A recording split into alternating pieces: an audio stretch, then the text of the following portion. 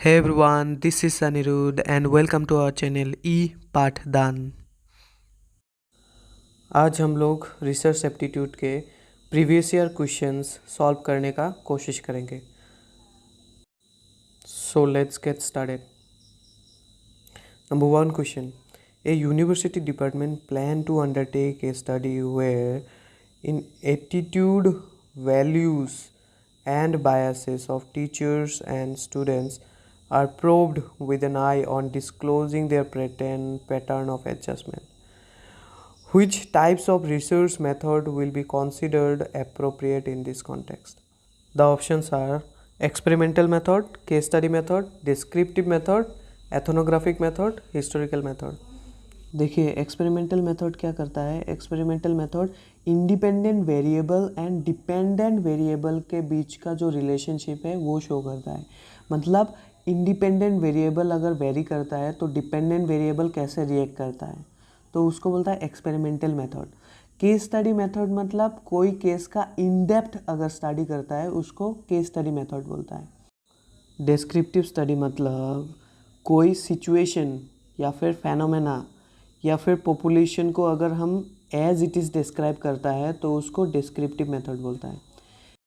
Ethnographic method मतलब culture का study, कोई कल्चर का अगर हम लोग स्टडी कर रहा है तो उसको एथनोग्राफिक मेथड बोलता है।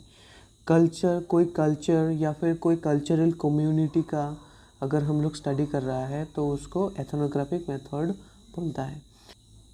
हिस्ट्रिकल मेथड मतलब अगर हम लोग कोई पास्ट रिलेटेड इवेंट्स का स्टडी कर रहा है तो उसको हिस्ट्रिकल मेथड बोलता है। तो ये वाला क्वेश्चन में एटीट्यूड एंड वैल्यूज़ के बारे में बोला है। तो एटीट्यूड्स अगर वैल्यूज़ के बारे में बोलता है तो एक्सपेरिमेंट तो नहीं होगा, लेकिन केस स्टडी होगा। डिस्क्रिप्टिव नहीं होगा। एथनोग्राफिक जो कल्चर का स्टडी है वो होगा, एंड हिस्टोरिकल ऑब्वियसली नहीं होगा। तो यहाँ पे मेन आंसर होगा 2 and 4, that is number 1 is 2 and 4 will be the answer. The next question is, when result obtained in a research study can be extended to a group larger than the sample outside the context of the study, it is called। देखिए ये study sample group के बाहर तक भी extend होगा। Extended to a group larger than sample outside. Internal validity होगा नहीं, functional validity नहीं, हाइपोथेटिकल कंस्ट्रक्ट नहीं, answer will be external validity. Sample group के बाहर तक एक्सटेंड होगा मतलब external validity. So next question is, which of the following sequences correctly reflects scientific investigation. तो करेक्टली कौन सा सीक्वेंसेस साइंटिफिक इन्वेस्टिगेशन को रिफ्लेक्ट कर रहा है। देखिए फर्स्ट में क्या है, फर्स्ट में लास्ट में ऑब्जर्वेशन आ गया है, लास्ट में ऑब्जर्वेशन तो नहीं होगा, ठीक है। Second number option testing, first में टेस्टिंग तो होगा ही नहीं।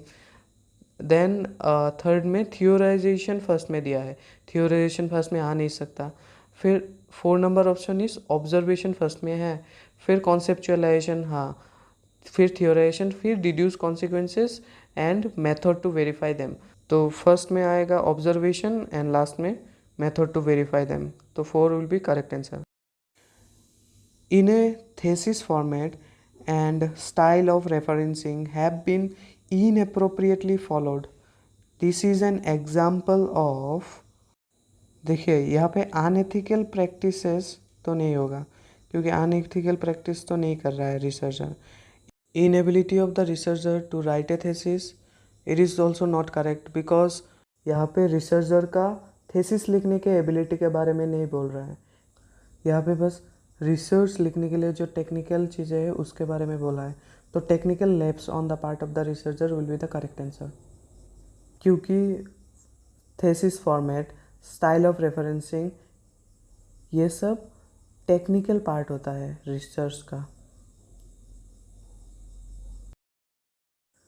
Number 5 question is, in a research problem studying the effect on teaching method on the scholastic achievement of boys and girls, मतलब यहाँ पे क्या निकालने बोला है, इंडिपेंडेंट वेरिएबल निकालना है।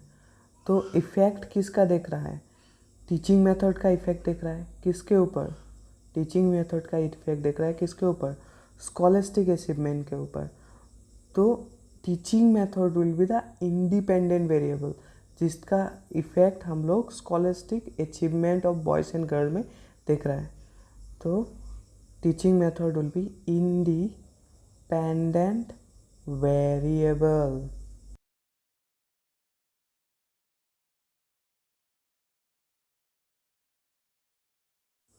The next question is, identify the test from the list given below which are maximum performance test in the context of research। कौन सा टेस्ट मैक्सिमम परफॉर्मेंस टेस्ट करने के लिए हेल्प होता है। पर्सनैलिटी टेस्ट से मैक्सिमम परफॉर्मेंस टेस्ट यूज़ होगा नहीं। प्रोजेक्टिव पर्सनैलिटी टेस्ट से होगा नहीं। अचीवमेंट टेस्ट से मैक्सिमम परफॉर्मेंस टेस्ट होगा। एटीट्यूड टेस्ट से मैक्सिमम परफॉर्मेंस टेस्ट नहीं होगा। इंटेलिजेंट टेस्ट से होगा एंड एप्टीट्यूड टेस्ट से मैक्सिमम परफॉर्मेंस टेस्ट कर सकते हैं हम लोग। तो फिर 3, 5 एंड 6 होगा, सॉरी 3, 4, 6 नहीं, 3, 5 and 6 will be the correct answer, number C। So next question is, match the two set given below। तो सेट 1 से सेट 2 मैच करवाना है। तो लेवल्स ऑफ मेजर्स क्या क्या है, nominal, ordinal, interval and ratio. देखिए सबसे पहले आता है आपका नॉमिनल, ठीक है, नॉमिनल सबसे छोटा है, मतलब यहाँ पे सिर्फ क्लासिफिकेशन रहता है। उसके ऊपर आएगा ऑर्डिनल, फिर उसके ऊपर आएगा इंटरवल, ठीक है, फिर उसके ऊपर आएगा रेशियो। मतलब नॉमिनल, ऑर्डिनल, इंटरवल का जितना कैरेक्टरिस्टिक्स है सब रेशियो में आएगा। तो नॉमिनल सिर्फ क्लासिफिकेशन का बात करता है, ठीक है, और ऑर्डिनल क्लासिफिकेशन एंड ऑर्डर का बात करता है। इंटरवल में classification, order and equal units भी होता है, ठीक है, एंड रेशियो में classification, order, equal units and absolute zero रहता है। तो यहाँ पे अभी आंसर क्या होगा, तो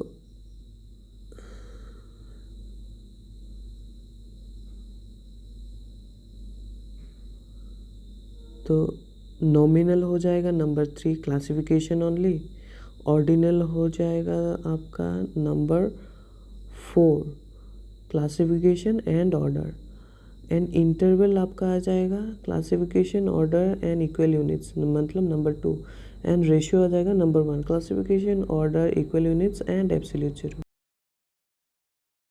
तो यहाँ पे ए का होगा नंबर 3 एंड बी का होगा नंबर 4, ठीक है, बी का होगा नंबर 4। तो number 4 will be the correct answer. यहाँ पे सारा मिलाने का कोशिश मत करो क्योंकि टाइम आपके पास कम रहेगा। The issue of research ethics become relevant in which of the following stages of research. जो प्रॉब्लम है रिसर्च एथिक्स का वो कौन सा स्टेज में होगा। तो देखिए प्रॉब्लम सिलेक्शन में होगा नहीं, प्रॉब्लम सिलेक्शन में तो रिसर्च एथिक्स का कोई बात ही नहीं है। हाइपोथेसिस फॉर्मुलेशन होगा, हाइपोथेसिस फॉर्मुलेशन में रिसर्च एथिक्स का कोई बात नहीं है, बट हाइपोथेसिस टेस्टिंग में रिसर्च एथिक्स का बात आएगा, and data analysis and interpretation में आएगा। डिफाइनिंग रिसर्च पॉपुलेशन में नहीं आएगा। तो 3 and 4 will be the correct answer. तो option number 2 is correct.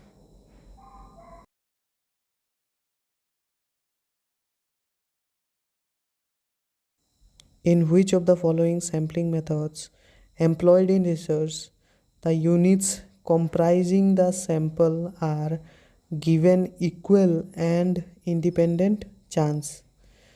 The options are stage sample, next cluster sample, next dimensional sample, next snowball sample. देखिए, equal and independent chance random sample में आता है, ठीक है। रैंडम सैंपल और probable sample में आता है। प्रोबेबल सैंपल में 4 सैंपल आता है। एक तो है सिंपल रैंडम सैम्पलिंग, ठीक है। दूसरा है stratified random sampling. Next cluster sampling and last one is multi stage sampling.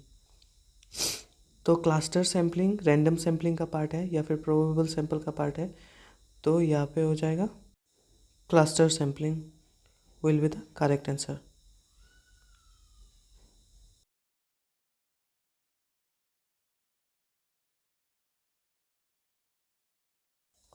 So number 10 question is, in which type of qualitative research design individual stories to describe the lives of people are explored?